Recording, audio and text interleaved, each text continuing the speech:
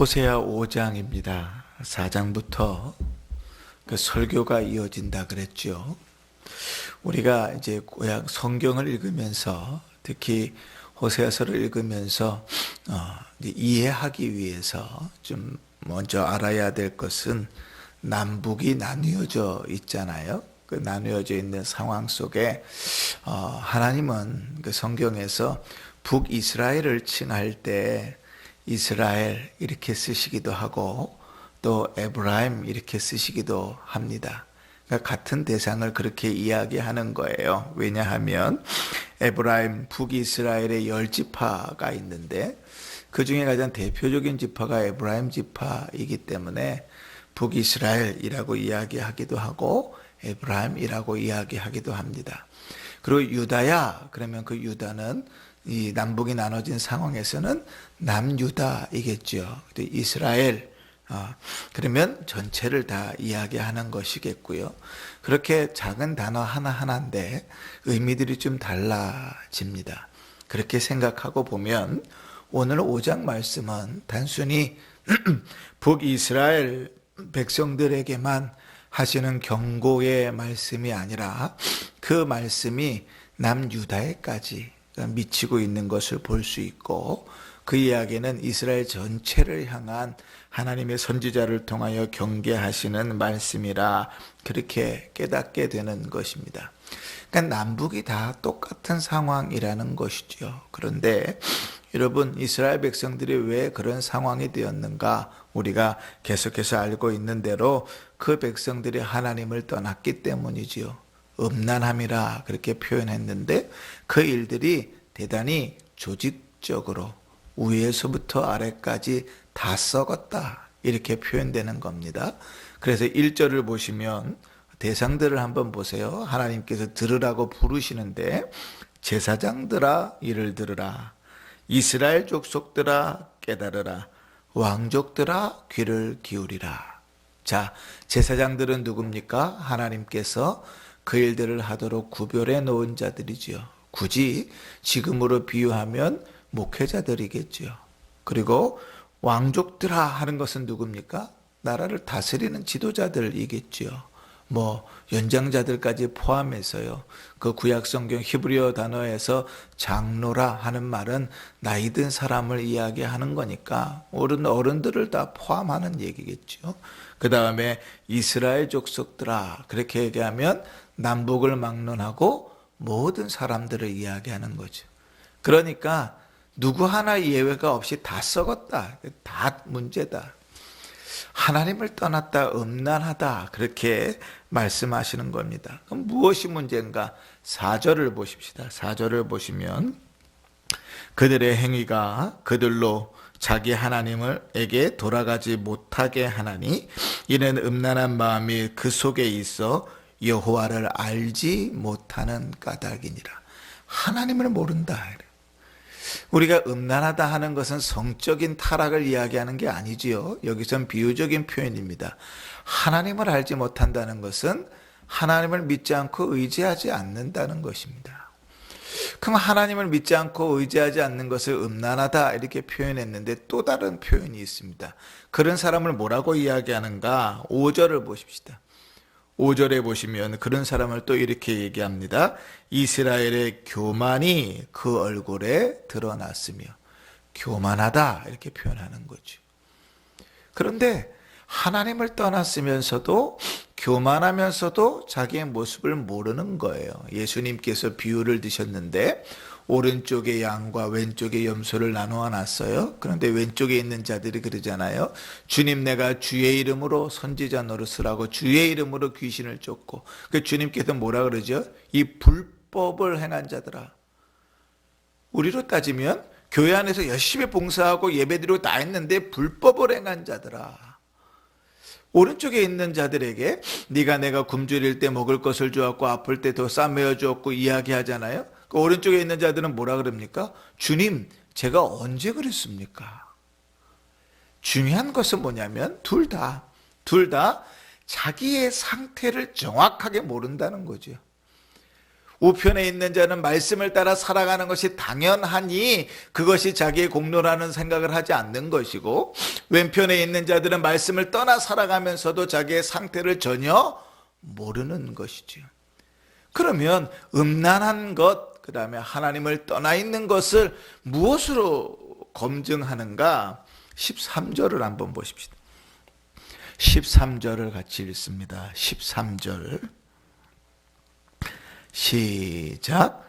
에브라임이 자기의 병을 깨달으며 유다가 자기의 상처를 깨달았고, 에브라임은 압수로로 가서 야렙 왕에게 사람을 보내었으나 그가 능히 너를 고치지 못하겠고 너희 상처를 낫게 하지 못하리라. 아멘. 하나님을 떠나 음란하고 교만한 것이 어떤 것인가? 이렇게 예를 들어 보여주는 겁니다. 네가 아팠어요. 아, 내가 병들었구나, 아프다는 걸 깨달았는데 하나님을 의지하지 않는 겁니다. 어디로 가요? 야렙 왕에게, 자기를 도와줄 수 있는 자에게 사람들을 보내는 거예요. 그래서 자기의 도움을 요청하는 거죠. 지금 우리로 따지면 용하다는 의사한테 가고 좋다는 병원에 가가지고 비싸다는 크다는 병원에 가가지고 치료받으러 가는 거죠. 그런데 그 속에 뭐는 없어요? 하나님을 의지함은 없어요. 예수 믿는 자들이 아프면 병원에 가서는 절대로 안 된다. 예수 믿는 자들은 절대로 약도 먹어서는 안 된다. 이런 얘기하는 게 아닙니다. 그렇지? 하나님께서 일반 은총 가운데 우리에게 허락하신 일들을 감당해야죠. 문제는 뭐냐면 그 중심이죠. 그 중심. 그 중심. 우리는 그 중심을 스스로 속여요. 그렇게 못하면서도 하나님 아시죠라고 속이는데 그 대답이 하나님은 난 모른다 이러지. 그거지. 그 모습을 보면서 이렇게 얘기하시는 거예요. 너 그렇게 행동하면서 나를 사랑한다고 얘기하느냐? 라고 물으시는 거죠. 그것이 단순히 아프면 병원에 가고 약을 먹는 문제가 아니라 그것을 넘어서 그 저변에 하나님의 일하심과 하나님의 섭리를 고백하며 그 하나님을 의지하고 그 하나님께 기도하며 나아감이 있는가 하는 거죠. 비단 병든 것뿐만이겠습니까? 우리의 모든 문제들 속에서 그 모든 일들은 해당되는 거죠. 아니라 우리 모든 삶 가운데 그런 거죠. 지금 하나님을 떠났다 음란하다, 아니요, 저는 절에 가서 불공 들여본 적이 없습니다. 너는 다른 신을 섬겨본 적이 없습니다. 그 얘기를 하는 것이 아니고, 우리 주님은 모두 우상이라 그러셨죠. 우리 주님께는 교만도 우상이라 그러셨거든요. 그러니까 하나님을 떠난다는 것을 명확하게 검증할 줄 알아야 돼요. 그런데 무서운 말씀이 이렇게 있으면 6절 보십시다. 자기 자신은 자기가 하나님을 떠나는지도 제대로 모르는 그들에게 주님 이렇게 말씀하십니다. 그들이 양떼와 소떼를 끌고 여호와를 찾으러 갈지라도 만나지 못할 것은 이미 그들에게서 떠나셨습니다. 너무 무서운 말씀이죠. 지금 음란한 생활을 하고 교만하다고 이야기하면서도 자기가 아프면 사람들에게 그 좋은 약을 구하겠다고, 치료해보겠다고 다른 데로 사람들을 보내면서도 누구를 찾으러 간다고요? 여호와를 찾으러 간다고요. 그런데 이미 주님께서 이렇게 선언하세요. 내가 너를 만나지 않겠다는 거예요. 이제 이스라엘 백성들을 향하여 말하는 겁니다. 북이스라엘만 그러니까 아니요, 남북을 다 통틀어 이야기하는 겁니다.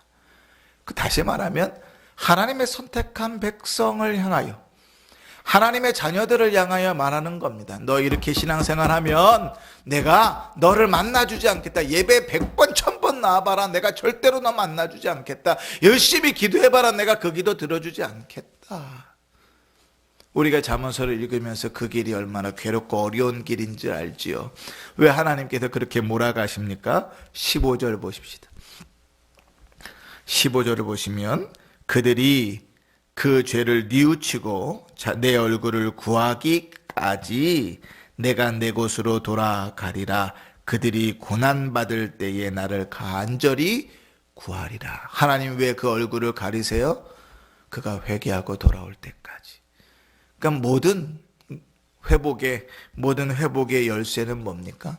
다른 약은 없습니다. 주 앞에 자복하고 회개하며 나오는 것 외에는 없는 거예요. 우리가 잠언을 읽었지만 교만은 패망의 선봉이요 거만은 마음의 넘어짐의 앞잡이라 그랬잖아요. 그러니까 늘 하나님 앞에 내가 교만한 줄 모르면 거꾸러져 있는데도 거기서 헤어나올 수 있는 길이 없는 것이죠. 그런데 우리가 이렇게 말씀들을 살피고 나서 생각해 보면 우리의 마음들은, 우리의 삶들은 늘 음란하고 교만함으로 거꾸러진 삶들을 훨씬 더 많이 삽니다. 주만 바라보고 주를 의지하고 살아가는 일들이 우리의 입에서 찬송으로는 많이 흘러나오는데 우리의 삶 속에서는 그 근거들이, 그 증거들이 별로 보이지 않을 때 우리를 향하여 하나님께서 네가 나를 만나지 못할 것이라 말씀하시는 음성이 참 두려운 것이죠. 오늘 복된 주일입니다. 하나님께서 복 주시겠다고 약속하시고 구변해 놓으신 날입니다. 이 날에 하나님께 예배드리는 그 모든 시간들이 복되었으면 좋겠습니다. 이 날에 하나님 앞에 나와 예배하는 시간에 하나님을 만날 수 있으면 좋겠습니다. 이 날에 주를 찬송하며 주의 말씀을 들을 때에, 특별히 오늘 원로 목사님을 통하여 말씀을 들을 때 그 말씀 가운데서 성령의 음성들을 듣고 삶이 변화됐으면 좋겠습니다.